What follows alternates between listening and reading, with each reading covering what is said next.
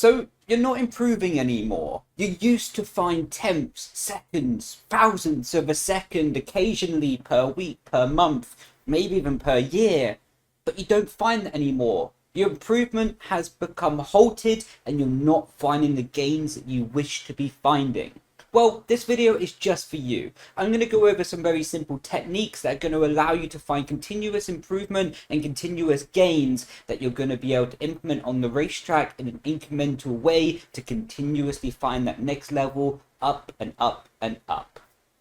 So I'm going to wrap this video into one conclusive point, and that's you're getting too comfortable within your own driving and pushing the car to a certain boundary, to a certain limit. And that's a really hard statement to digest, even for myself when I've been reflecting on my own driving, because being comfortable is great. It often breeds amazing consistency over a racing stint as well, and it can bring good, stable points and results home for yourself and the team. But when you're comfortable, often you're not pushing the absolute boundary and the absolute limit of adhesion that the car can produce going around the corner, or lowering the downforce levels to get it faster on the straight, even if the car becomes a bit looser and a bit more sliding in the middle of the corner as a result of that. So I'm going to be going over these points that can help you test yourself, to improve yourself, and to evaluate if you're too comfortable or you still got those little bit of margins to improve. Point one, it's going to be knowing where to take risks and where not to take risks. Something that I see a lot of people doing is misunderstanding where taking a risk is acceptable and, to be honest, worthy, and where risking is not really going to gain you that much over the whole risk factor and reward. Tracks like this might be Monaco, where the risk is super high, so pushing the boundary can end up with a big consequence, to be honest. Might lose a few tenths, might lose your win, might even end your race, so the risk far outweigh the rewards in most circumstances of pushing the car and pushing yourself harder around a street circuit like Monaco. With that being said though, another track like Silverstone, although it's high speed and needs a lot of fidelity and needs a lot of consistency and it needs a lot of focus to maximize your lap time potential there, it's also a lot of runoff area at Silverstone. So even if you do make a mistake, more often than not, that mistake is not going to end your race, give you car damage, and you're probably not going to lose that much time as a result of it. So my key point summary at this for this example is understanding the corners and tracks that you can push yourself and get away with a mistake with very low risk consequences. For example, Copse Corner. In the dry, it's easily flat, but as the race progresses, as the tyre wear starts to come on, or even as it starts raining in a racing or qualifying situation, it might not be flat anymore. What means you start having to take some risks to carry more and more speed into the apex. Of course, if it's qualifying, you don't want to invalidate your lap, but providing it's a racing situation and you're not going to get a penalty for going off the track, why not push the limits a bit more? Why not push the boundaries and carry a few more miles an hour, a few more kilometers per hour into the apex? And if you run wide onto some lovely smooth tarmac past the curbing and past the white line, who cares? Lift off the throttle, give back the advantage that you gained, and you've got no damage, no real time loss as well, but you have maximum learning to go, well, actually, I carried a bit too much speed in last lap, so I'm going to pull it back a little bit, and then I can more than likely get it right for the next lap. Doing this example of having big incremental gains within the risks that you're taking around the corner can often lead to finding a middle ground, and that middle ground is very often the point of perfection for the speed being carried around the corner. Copse Corner is an easy example of this. As I was talking about, if you go too fast, if you carry too much speed, providing that you're not overstressing the rear of the car and making snaps of oversteer that can be leading to spinning, and providing it is more or less just understeer that's causing the car to go wide, it's a very safe area of the track to be testing out the limit, as there's a lot of runoff area and the chance of losing lap time, chance of crashing your car or making damage to your car is relatively low. If you compare that to a track where Monaco, for example, that you have to build up the limit slower and slower and slower and slower, you have to do these small incremental gains because the punishment for making a mistake is much higher around Monaco, and that can lead to a very different mindset on how you can extrapolate the maximum performance from yourself and the car.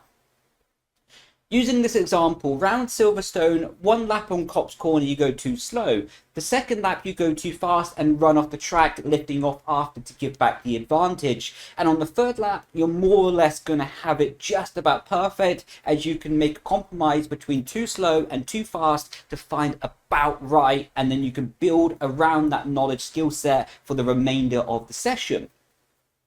When you're around Monaco, though, simply because running wide and damaging the car is not an option in many situations, then you have to build up to it. And instead of a 3-lap window to find a rough, good estimate for carrying around the speed, you might need to build up over 10 laps, for example, starting slow and start to build up until it feels about right for your confidence level and the grip that the car is producing. So by over pushing in corners that you know that you can get away with the risk equation, then it can shorten your learning curve massively and you can get back to the limit as soon as possible. On a track where the risk equation is much higher, then quite simply you need to do those small incremental steps to get back to the limit over a gradual 10, 20 laps even, depending on the situation. Key point summary. Know the corners that you can take risks on and know the corners that you can't. Take the risks on the corner that you can, and that will advance your learning curve as fast as possible during the session. This will lead me on to my second point of this video. Now that we've covered sort of the baseline of knowing where to take risks and knowing where not to take risks, we're also going to transition this over into our own driving, and that inconsistency or starting to push the limit might result in snap oversteer, spinning, locking up, and just making very small errors that are very frustrating. And to fix this, we just need to understand what our characteristics as a driver is and what our limitation is as a driver. For example, I'm someone who likes the rear to be quite stable on the entry to the corner, and I don't like risking rear locking up. I'm very happy to deal with a lot of rotation and the cars be very pointy on the front end during the corner and on the exit phase of the corner, but I do not like having rear locking going into the apex. Comparing to other people, they might quite like having that rear locking and to play with the rotation of the car as they're going into the apex and then manage it from there onwards. That's just how I like to do it. It's how I'm comfortable and fast in the cars that I drive. But the point that I'm getting to in this example is if you're someone that is prone to locking up the front tire when you start to push the limits a little bit more, then understand that and work around that. Don't just continuously lock the front tire until you don't lock it anymore for one lap and then just think that you got lucky. Understand why you're doing the front locking or the rear locking or making slight mistakes that are consistent with a pattern to your driving style and try to fix them. For example, if you're continuously locking the front tire going into the braking zone of a corner, maybe your front brake bias is too high. Maybe you're turning the steering wheel in the braking zone that's unloading the front inside tire. That's meaning that you're getting locking as you approach the apex phase of the corner. So in a key point summary, it's quite simple. Understanding what you're doing within a pattern of your driving style that is allowing an inconsistency or a negative part of your pace to be effective during those mistakes, and then transition that into a learning exercise that you continuously work towards a goal of minimizing those mistakes and not allowing them to come into fruition in the future driving. My best advice around this is just having a mindset of continuously improving. Aim for 1% improvements per day or per week, depending on the schedule that you can allow yourself to be playing sim racing, because of course we have a job, we have a life, we have a school, we have other stuff to do in life. We can't just, well, we can, it would be good, but we probably can't just play sim racing all day. So aim for a goal, whether that's 1% better every day, 1% better every week, or 1% better every month, but just aim to be like, okay, At the end of that sim racing session, whatever you're doing, I feel more confident with minimizing front tire locking going into the apex, or inadvertently, if you're oversteering the car too much going into the corner, I feel slightly now more confident with the rear locking going into the apexes. Key point summary is quite simple. Always find the 1-2% incremental gains that you can use to improve your ability as a driver, and leave no stone unturned on finessing your driving ability to make continuous improvements. So the final point that I'm going to be making in this video is there's always something to learn despite the circumstances that you might be in. For example, you might have been crashed into on the 5th, 6th, maybe even first lap of the race, and you're just out back by 30-40 seconds with not really much chance to be fighting for the positions that you would have dreamed of in the start of the race. A lot of people switch off in this moment. A lot of people maybe just drive around and they're not really focusing, they're just finishing the race. What is respectable is okay. A lot of people just rage quit at that time as well. What also is okay, if that's how you want to enjoy it.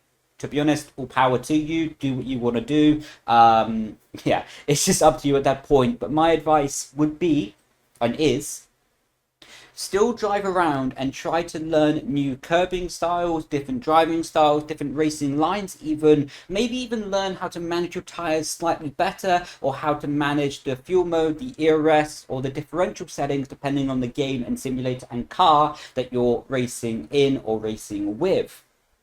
The key point summary is there's always something to learn.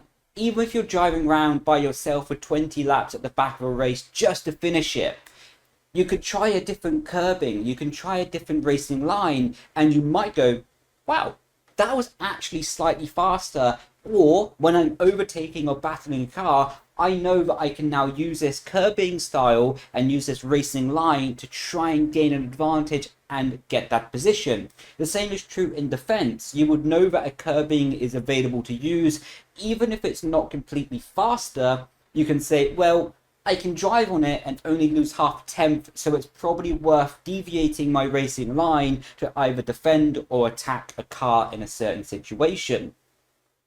So every lap is knowledge. If you can continuously grow your knowledge and grow your expertise as a driver and what's happening with the car and track around you, then you put yourself in the best possible position to nail the next race and continuously improve into the near and distant future, depending how much you play sim racing, to be honest. As I said earlier in the video, not everyone has all day, every week, every month to be playing. So it's all just down to how much time you have, but even the less time you have, the even more importance is to utilize that time while driving to improve.